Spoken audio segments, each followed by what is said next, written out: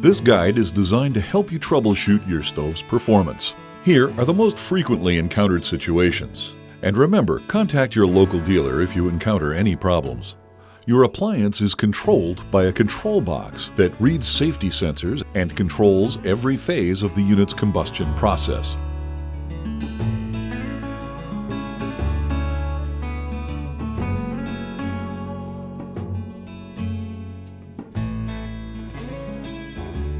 No power to the unit. Check the power cord. Make sure it's plugged into the power outlet on the wall. Check the circuit breaker for the outlet and make sure it's not tripped. Check the 7 amp fuse on the junction box.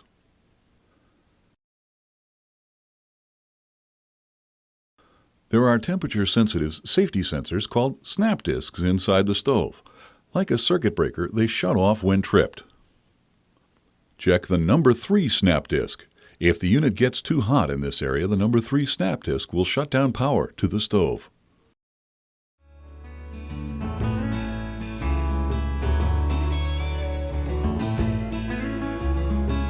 The unit will not feed pellets.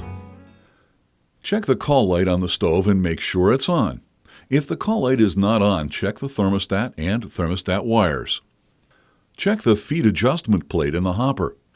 If the plate is closed too far, pellets will bridge over the fuel opening in the hopper and the feed tube will empty. To clear this condition, jab your hand several times into the hopper. Check the number 2 snap disc. This disc will turn the feed motor off if the unit gets too hot.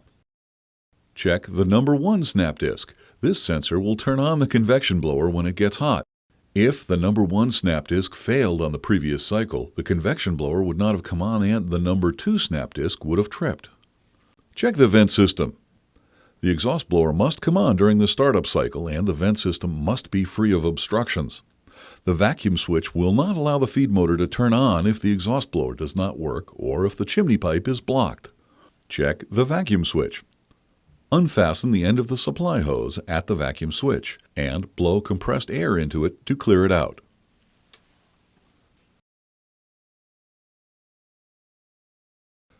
Check the feed motor. If the feed motor does not turn, it's possible that the feed auger is jammed or that there is a bad connection in the motor.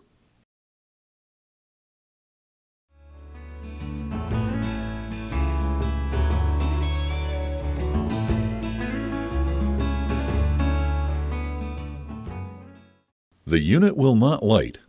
Locate and check the igniter. The igniter should be getting red hot when the stove is calling for heat.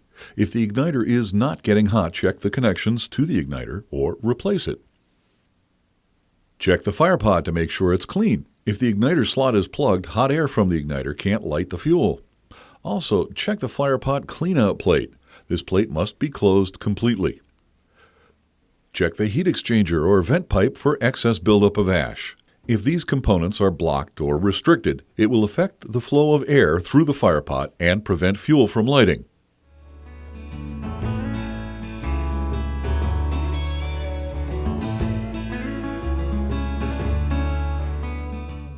The unit is lighting, but the fire goes out. Check the feed adjustment plate in the hopper. If the plate is not open enough, it will not allow enough fuel to drop into the fire pot. Check the thermocouple wire. Remove the protection tube and inspect the thermocouple. If the wire is fractured, replace the thermocouple. Check the thermocouple lights on the control box. During the beginning stages of the combustion cycle, the thermocouple light will turn green. This will tell the control box to start feeding fuel to the firebox again. After the fire continues to get hotter, the red thermocouple light will turn on. This tells the control box that the fire has reached its normal burn temperature. If the lights on the control box do not come on, it could be a bad connection, thermocouple, or control box.